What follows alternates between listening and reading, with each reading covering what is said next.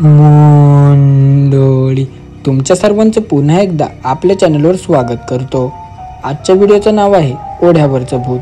हा अनुभव माझ्या मोठ्या भावाचा आहे, जो बऱ्याच वर्षापूर्वी त्याला आला होता। तेव्हा तो अगदी लहान होता। उन्हाळ्याच्या सुट्ट्या लागल्या की तो गावी आजोबांकडे जायचा आणि जवळजवळ संपूर्ण सुट्टी तिथेच घालवायचा। शाळा सुरू होण्याआधी तो पुन्हा घरी यायचा। त्या काळी शहरीकरण झाले नसल्यामुळे तो अगदी खेडेगावात राहायचा। वस्ती ही तुरळक असायची। गावात मोजकी घरं होती आणि आजूबाजूचा परिसर म्हणजे घनदाट जंगल।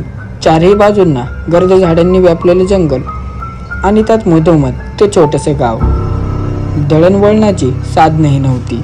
त्या शहराचा भाग इतका दूर होता की तिथे जाणे सहजासहजी शक्य होत नसायचं। त्या काळी शिकारी करणाऱ्याला जास्त प्राधान्य दिलं जायचं। गावातली लोक एकत्र जमून रात्री शिकारीला जायची।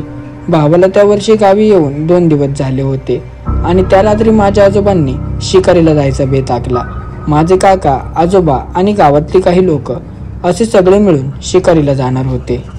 काही वर्ष जेव्हापासून तो सुट्टीला गावी यायचा तेव्हा तो नेहमी शिकारीला जाण्याबद्दल ऐकायचा। यावेळेस त्याने ठरवले की आपण एकदा काकांना विचारून पाहूया की मी सोबत आलो तर चालेल का। वय कमी असले तरी तो तेव्हा इतकाही लहान नव्हता। त्याने सहज म्हणून काकांना विचारलं, मी सुद्धा येऊ का तुमच्या सोबत?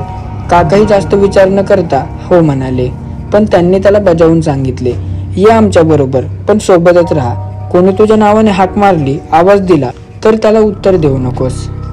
भावाने त्यांना हो असे उत्तर दिले, पण त्याला कळले नाही की काका असे का म्हणाले, कारण शिकारीला तर रात्री जाणार आहोत, आवाज तरी देणार कोण? त्याने जास्त लक्ष दिले नाही। ठरल्याप्रमाणे ते रात्री 11:30 वाजता शिकारीला जायला म्हणून घरातून बाहेर पडले। 10-12 लोक असावेत। बाहेर गडद अंधार पसरला होता। काहींच्या हातात कंदील होते तर इतरांच्या हातात शिकारीसाठीची हत्यारं।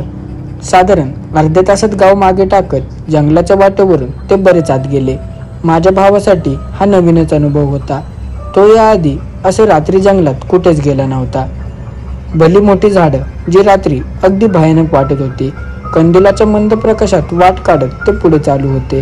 पायाखाली येणारा सुकलेल्या पाण्याचा आवाज सोबत इतर आवाज कानावर पडत होते। तो घाबरून त्याच्या काळजात धड झाले, जणू अंधारातून एखादे जनावर धावत अंगावर झेप घेईल आणि आपला फडशा पाडेल असे त्याला वाटत होते। पण सोबत लोक होती म्हणून त्याला थोडासा धीर होता। बऱ्याच वेळाने पायपिटीनंतर ते एका ओढ्यापाशी येऊन थांबले, कारण त्या रात्री ओढ्यावर जनावर पाणी प्यायला येतात आणि त्यांची शिकार करायला सोपे जाते, म्हणून ते तिथेच डबा धरून थांबले आणि एखाद्या प्राण्याची चाहूल लागते का ते पाहू लागले।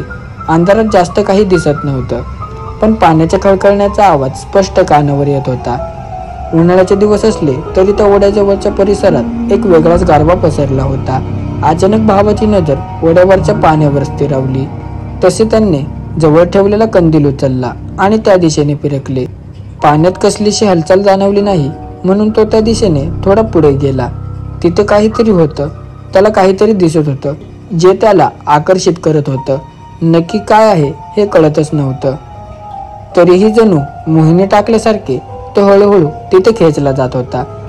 तितक्यात अचानक त्याला ओढ्यात बरेच मासे दिसू लागले। त्याच्या चेहऱ्यावर एक वेगळंच हास्य पसरलं। शिकार मिळते तेव्हा मिळते, पण इतके मासे हातातून निसटायला नको, म्हणून काहीही करून माशांना पकडायचं असं ठरवून तो अगदी त्या पाण्याजवळ आला। त्याच्या प्रत्येक पावलाबरोबर त्या माशांची संख्या वाढत होती। इतके मासे कुठून आणि कसे येतात हे मात्र त्याला समजत नव्हतं। तो पाण्याच्या आत शिरणार तितक्यात त्याच्या खांद्यावर कोणीतरी हात ठेवला। तसा भाऊ डचकून भानावर आला। मान वळवून मागे पाहिलं तर माझे काका उभे होते। ते त्याला ओरडले आणि म्हणाले की तू न सांगता ओढ्याच्या पाण्याजवळ का आलास? त्यावर तो त्यांना सांगू लागला की काका, उन्हाळ्याच्या दिवसातही इतके मासे आहेत बघा। त्यांनी फक्त भावाकडे एक वेगळाच कटाक्ष टाकला, पण त्या पाण्याकडे पाहिले नाही। त्यांना काय वाटले ते माहीत नाही। ते दबक्या आवाजात म्हणाले, चल इथून पटकन, या भागात थांबू नकोस।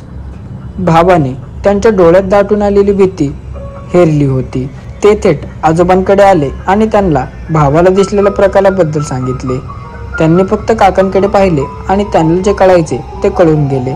त्यांच्यासोबत जे काही जण आले होते ते झपाझप पावले टाकत त्या परिसरातून लांब जाऊ लागले। पण ते जंगलात नाही तर घराच्या दिशेने निघाले होते. भावाने 1-2 वेळा विचारण्याचा प्रयत्न केला की काय झाले, आपण पुन्हा घरी का निघतो, शिकार करायची नाही का, आज मासे पकडले नाहीत आपण. पण त्यांच्यापैकी कोणीच त्याच्या प्रश्नाचं उत्तर दिलं नाही. अर्ध्या पाऊण तासात ते घरी पोहोचले. भावाला मात्र राहवत नव्हतं. तो आजोबांकडे गेला आणि सगळे प्रश्न विचारायला सुरुवात केली. तेव्हा आजोबांनी त्याला एक ठिकाणी बसून शांत व्हायला सांगितलं. त्यांनी पुढे जे सांगितलं ते ऐकून भाऊ अगदी शून्य झाला, कारण तो असा भयानक प्रकार पहिल्यांदाच ऐकत होता. ते म्हणाले, आता तू मोठा झाला आहेस, काही गोष्टी इतक्यात कळणार नाहीत, पण तरीही सांगतो. अशा रात्री अपरात्री जंगलात काही गोष्टी आहेत ज्या भक्ष्य पाहून अडकवायला मृगजळ तयार करतात आणि त्यांचा घात करतात. ते जरी दिसत नसले तरी असते, कारण त्यांचे अस्तित्व जाणवते. तू तिथे ओढला जात होतास त्या पाण्याजवळही ते होते. तिथे फक्त तुला मासे दिसत होते. आम्हाला माहित नाही, तुझा काका वेळेवर आला म्हणून तू वाचलास. हा सगळा प्रकार ऐकून भावाच्या पायाखालची जमीनच सरकली. त्यानंतर मात्र तो असा रात्री अपरात्री कधी शिकारीला गेला नाही.